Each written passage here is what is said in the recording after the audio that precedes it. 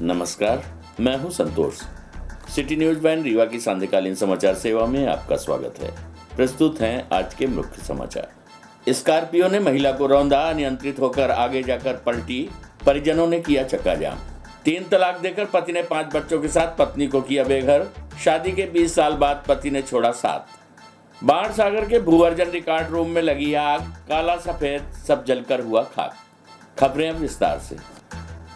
शहर में शुरू हुई सामाजिक पहल, सप्ताह में 5 दिन दी जाएगी निःशुल्क दवाएं। सिरमौर चौराहे में निःशुल्क दवा वितरण केंद्र का हुआ शुभारंभ। आपको बता दें कि शहर में एक नई सामाजिक पहल की शुरुआत हुई है। सिरमौर चौराहे में निःशुल्क दवा वितरण केंद्र का आरंभ किया गया। इस केंद्र में सोमवार से शुक्रवार तक सुबह 11 बजे से दोपहर 1 बजे तक दवाएं निःशुल्क रूप से वितरित की जाएंगी। आपको बता दें कि कामिनी श्रीवास्तव सेवा समिति की इस अनूठी पहल का लाभ उन मरीजों को मिलेगा जो शासकीय चिकित्सालयों के इलाज पर पूरी तरह निर्भर रहते हैं, लेकिन कई दवाएं अस्पताल में उन्हें नहीं मिल पाती।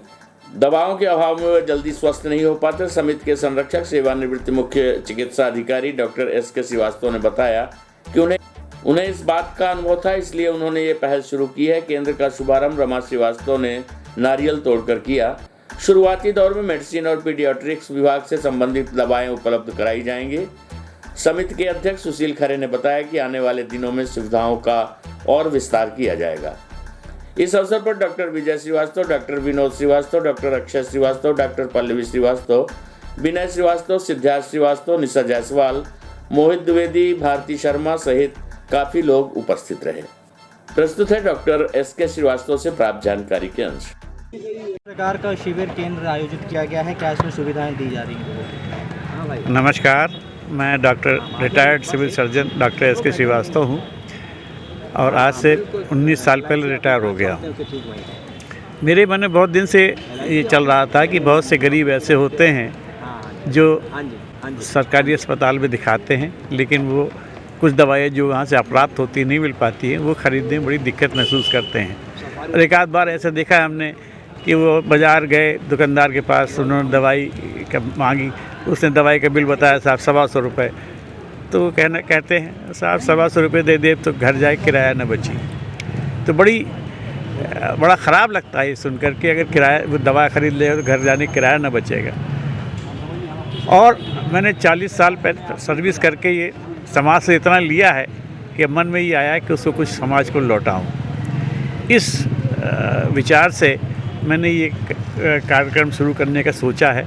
आगे भगवान कितनी सफलता देता है मैं नहीं जानता हूँ, लेकिन इस कार्यक्रम में मुख्य उद्देश्य ये है कि जो भी शासकीय अस्पताल में मरीज़ दिखाएंगे और वहाँ जो डॉक्टर लोग दवा लिखेंगे, काफ़ी दवाइयाँ शासकीय अस्पताल में निःशुल्क प्राप्त होती हैं, लेकिन ऐसा भी होता है कि अगर डॉक्टर ने 5 दवाई लिखी तो उसमें 3 मिलती हैं, 2 नहीं मिलती हैं, अप्राप्त होती। तो मैंने डॉक्टरों से निवेदन किया कि जो दवाइयाँ अप्राप्त हैं वहाँ से, वो दवाइयाँ आप उनको ये हमारा पर्चा देकर के हमारे पास भेज दीजिए, मैं उनको बाज़ार से ख़रीद के वो दवाइयाँ उनको प्राप्त करा दूँगा।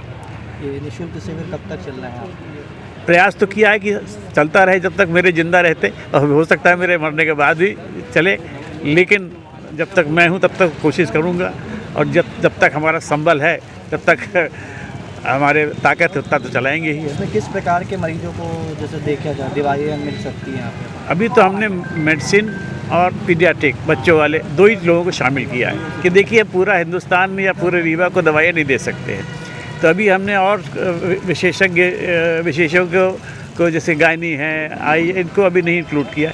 धीरे धीरे अगर देखते हैं, अगर हमारे पास साधन उपलब्ध होते हैं तो उनको भी शामिल करेंगे, लेकिन अभी फ़िलहाल तो हमने मेडिसिन और पीडियाट्रिक दोनों को ही, बच्चों वालों को और बड़ों को लिया है।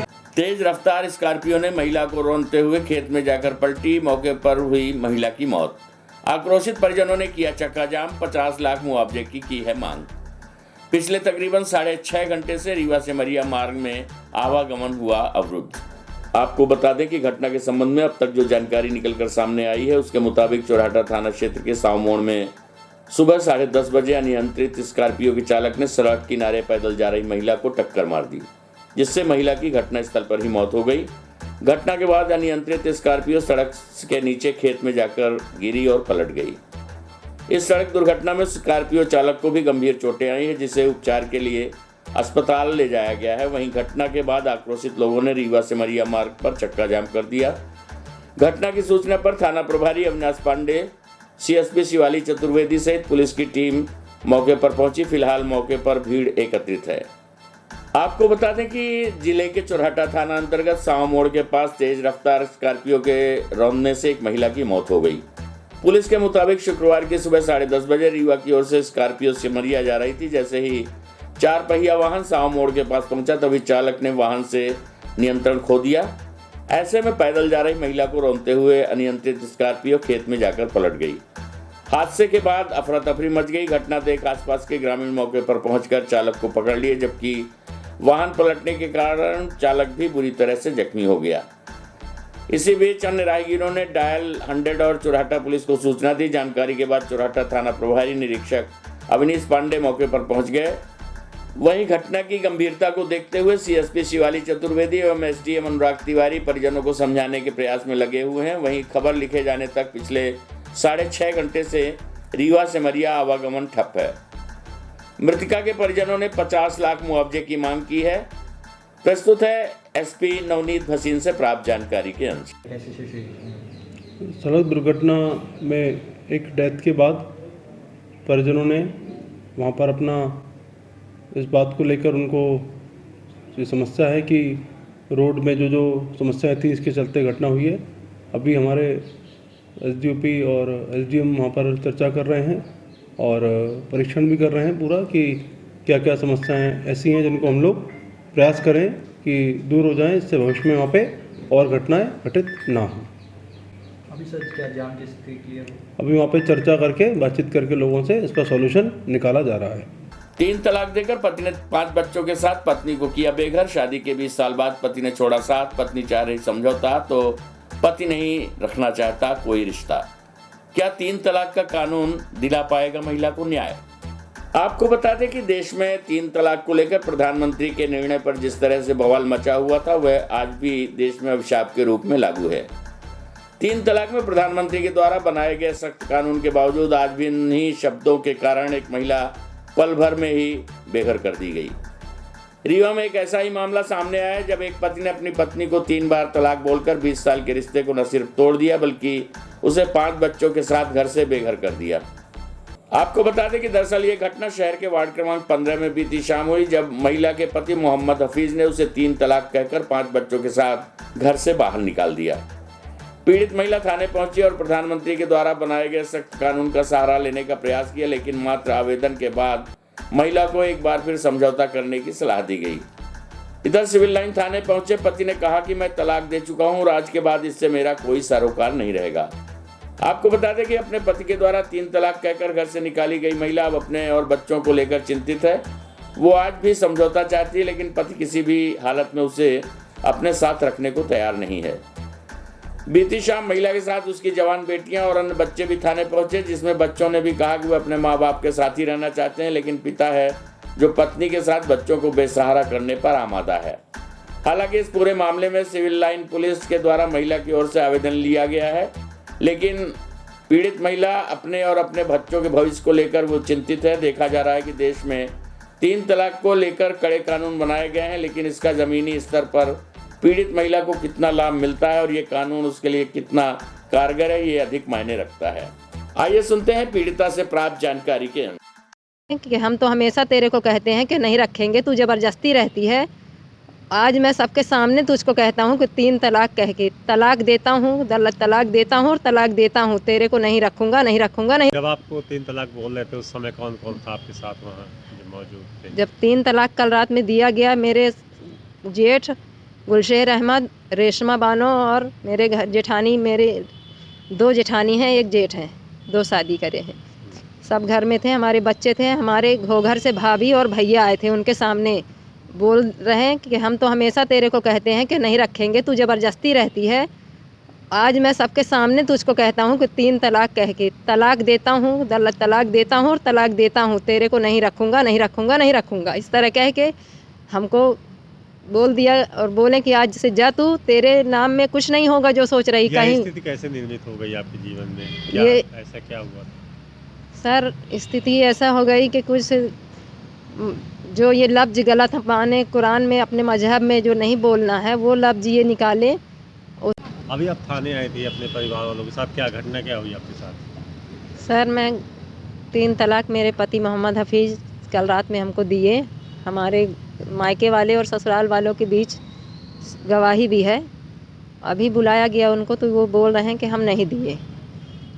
थाने के पुलिस वालों के दबाव में तो बोल दिए कि हाँ हम रखेंगे, लेकिन वो हमसे बोल रहे हैं कि हम नहीं रखेंगे, हम 3 तलाक दे चुके हैं, तुझको नहीं रखेंगे, अलग रहेगी तू, तुझसे कोई संबंध नहीं रहेगा मेरा, तुझको अलग रखेंगे, अलग रखें, किराए से रखेंगे।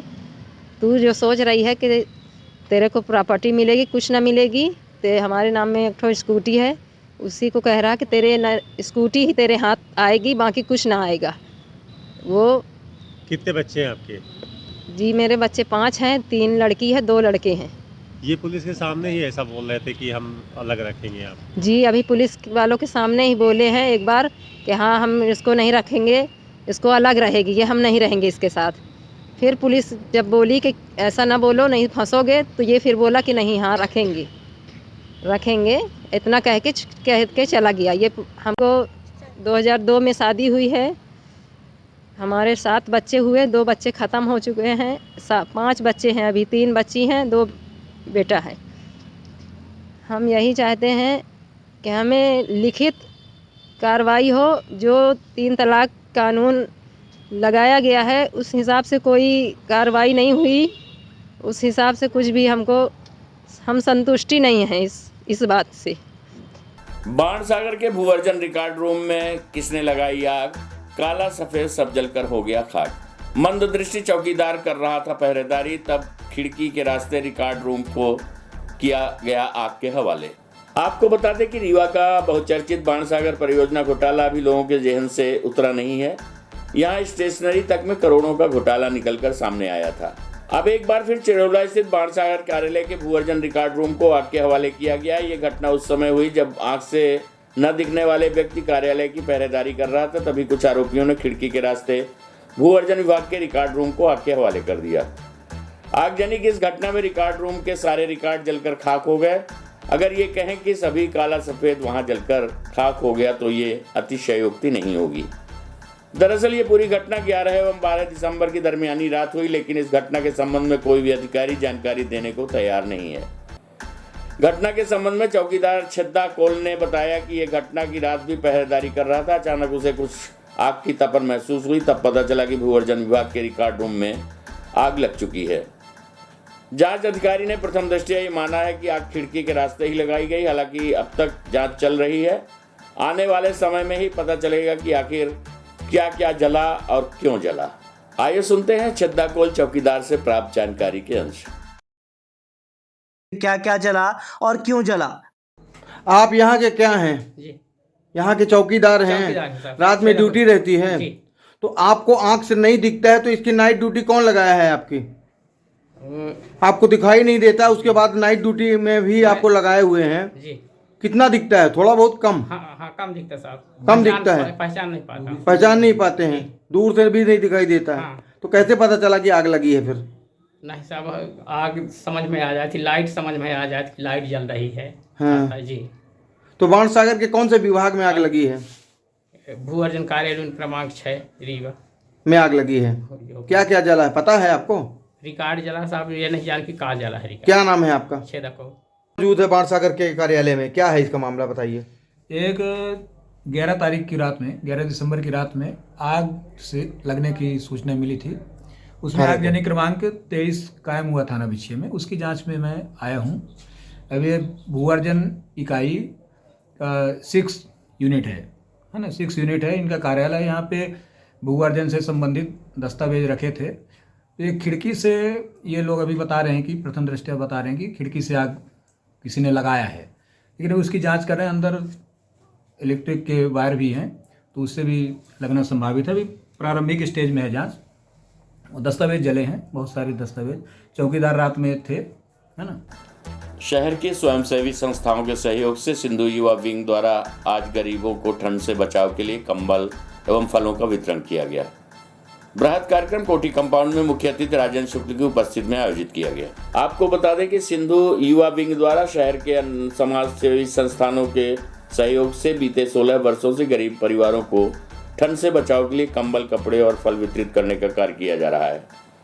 बताया गया है कि संस्था के सदस्यों द्वारा पहले शहर में भ्रमण कर गरीब परिवारों के लोगों को टोकन वितरित किया जाता था और उन्हें निर्धारित स्थान पर निर्धारित समय पर पहुंचने के लिए जानकारी दी जाती थी।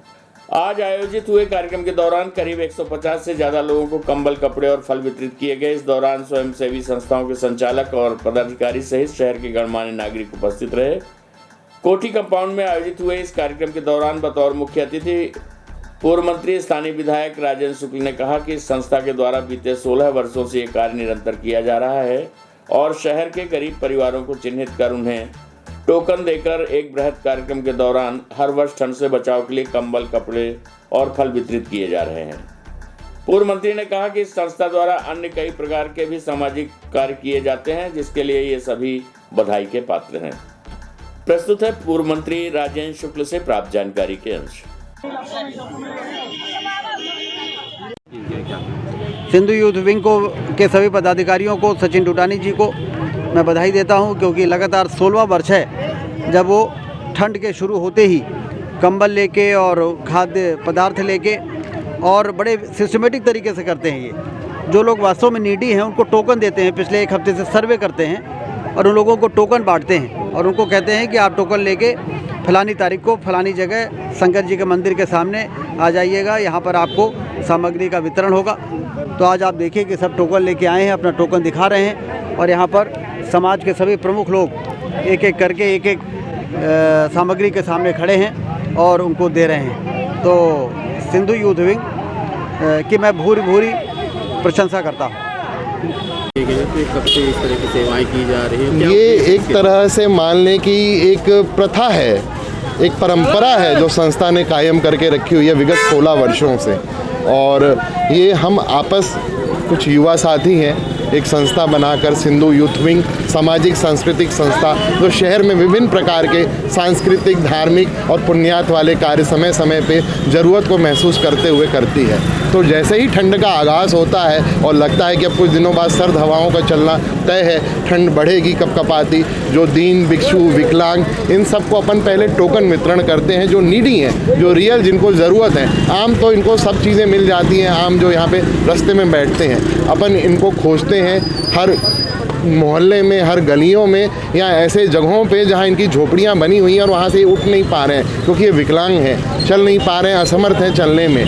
इनको कहीं ना कहीं से किसी न किसी प्रकार की शरीर इनका अस्वस्थ है। अपन इनको टोकन देते हैं, इनको आज के दिन बुलवाते हैं, निवेदन करते हैं कि आप वहाँ पे कैसे भी पहुँचें, रिक्शा के माध्यम से, ट्राई साइकिल के माध्यम से, व्हील चेयर के माध्यम से ये यहाँ पहुँचते हैं। और इन सबको अपन विधिवत गर्म कंबल सिर्फ नहीं देते हैं, कंबल के साथ हम इनको कई प्रकार की खाद्य सामग्री भी देते हैं। शहर के वार्ड क्रमांक 8 नगरिया मोहल्ले के निवासियों ने आज पूर्व महापौर प्रत्याशी इंजीनियर दीपक सिंह के नेतृत्व में नगर निगम कार्यालय का घेराव किया और 4 सूत्री मांगों को लेकर ज्ञापन सौंपा है। साथ ही चारों मांगों का निराकरण 30 दिवस के अंदर किए जाने की मांग की गई है। मांगों का निराकरण न होने पर उग्र आंदोलन की चेतावनी दी गई है। आपको बता दें कि आप पार्टी के कार्यकर्ता इंजीनियर दीपक सिंह ने जानकारी देते हुए बताया कि रीवा शहर के वार्ड क्रमांक 38 नगरिया मोहल्ले के निवासी विभिन्न समस्याओं से ग्रसित हैं। उन्होंने कहा कि वार्ड में विद्युत तार पूरी तरह से जमीन में झूल रहे हैं, जिससे कभी भी कोई बड़ी दुर्घटना हो सकती है। साथ ही यहाँ के निवासियों को पीने के पानी की बड़ी समस्या है। इंजीनियर दीपक सिंह ने बताया कि मोहल्ले में एक मां कालिका का मंदिर है, जिसका निर्माण कराए जाने के लिए यहाँ के पार्षद, महापौर और विधायक सभी ने स्थानीय लोगों को आश्वासन दिया था। इसके बावजूद भी आज तक निर्माण नहीं कराया गया। वहीं स्थानीय लोगों की मांग है कि मंदिर के पास ही बाबा भीमराव अम्बेडकर की एक प्रतिमा भी लगवाई जाए। इन सभी मांगों का निराकरण अगर 30 दिन के अंदर नहीं होता तो उग्र आंदोलन किए जाने की चेतावनी उनके द्वारा दी गई है। प्रस्तुत है इंजीनियर दीपक सिंह से प्राप्त जानकारी के अनुसार। आज किन मांगों को लेकर नगर निगम कार्यालय का घेराव किया गया? आज हम लोग वार्ड 38 के लोग, सभी हमारे वार्डवासी लोग आज यहाँ पे सम्मिलित हुए हैं। वार्ड 38 के लोग नगरिया बस्ती के लोग हैं ये। यदि आप नगरिया बस्ती में जाएंगे तो आप देखेंगे कि जो विद्युत की लाइनें गई हुई हैं, खंभों की कमी की वजह से वो लाइनें इतनी नीचे हैं कि किसी दिन भी बड़ी दुर्घटना हो सकती है। क्या आज की डेट में जहां पर कांग्रेस के महापौर हैं, बीजेपी का लगातार 25 साल से मध्य प्रदेश के अंदर और रीवा के अंदर शासन चल रहा है, क्या आज एक गरीब की जान इतनी सस्ती हो गई है? क्या प्रशासन उस दुर्घटना का इंतज़ार, उस बड़ी दुर्घटना का इंतज़ार कर रहा है कि जब तक एक बड़ी दुर्घटना ना हो जाए तब तक ये लाइनें इसी तरह नीचे लेवल पे चलती रहें? दूसरी मांग हमारी ये है कि इन लाइनों को तो दुरुस्त करके इनको बिजली के खंभे लगा के थोड़ा दूरी पे ह्यूमन के पहुंच से दूर रखना की बात रखी गई है। और दूसरी मांग हमारी है कि पानी की समस्या को लेकर, जहां पे अमृत जल योजना के तहत 158 करोड़ की बात कभी नगर निगम के महापौर जी करते हैं तो कभी नगर निगम के अध्यक्ष साहब, बीजेपी के नगर निगम के अध्यक्ष साहब करते हैं। आज तक अभी यहाँ के विधायक यही तय नहीं कर पाए और कांग्रेस के महापौर की ये क्रेडिट किसको जानी चाहिए। क्रेडिट किसी को भी जाए, जनता का काम होना चाहिए। नगरिया बस्ती में 100 मीटर दूरी से लोगों को आज भी पानी भरने के लिए दूर दूर जाना पड़ता है।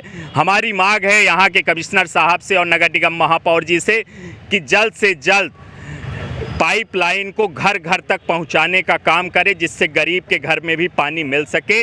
तीसरी चीज़, वहाँ पे काली माता का एक मंदिर है, उस मंदिर एक आस्था का केंद्र बना हुआ है। उसमें जब सभाजीत यादव नगर निगम के कमिश्नर हुआ करते थे तो जनता की आवाज़ और जनता की मांग पर वहाँ पे कालम तो मंदिर के लिए खड़े कर दिए गए हैं, पर आज भी दीवार, छत और फर्श नहीं बना हुआ है। जब भी बीजेपी का पार्षद और जब भी कांग्रेस के महापौर वहाँ पे जाते हैं और जब चुनाव लड़े थे तो उन्होंने ये आश्वासन दिया था कि चुनाव जीतने के 10 दिन के अंदर ही ये काम चालू हो जाएगा। पर मैं उनको ध्यान दिलाना चाहता हूँ कि चुनाव ख़त्म हुए 6 महीने, 4 महीने से 6 महीने होने जा रहे हैं, आज भी वो कालम बस खड़े हैं, ना छत है ना दीवार है। और वहीं पे क्योंकि ये हरिजन और एससी बस्ती है, इसलिए लोग बाबा साहब को सब मानने वाले अनुयायी के लोग हैं वहाँ पर। वो लोगों की मांग है कि कम से कम बाबा साहब की एक प्रतिमा मंदिर के बगल में हो, जिससे लोगों को संविधान को समझने को और पास से देखने का अच्छा मौका मिले। हम आज इस ज्ञापन के माध्यम से नगर निगम के प्रशासन को, नगर निगम कमिश्नर साहब को और नगर निगम महापौर जी को एक ज्ञापन पत्र बहुत शांतिपूर्ण तरीके से अभी देने जा रहे हैं।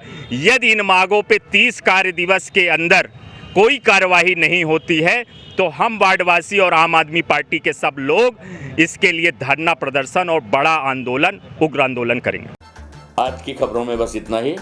कल हम फिर हाजिर होंगे कुछ नई खबरों के साथ। तब तक के लिए हमें इजाजत दीजिए। नमस्कार।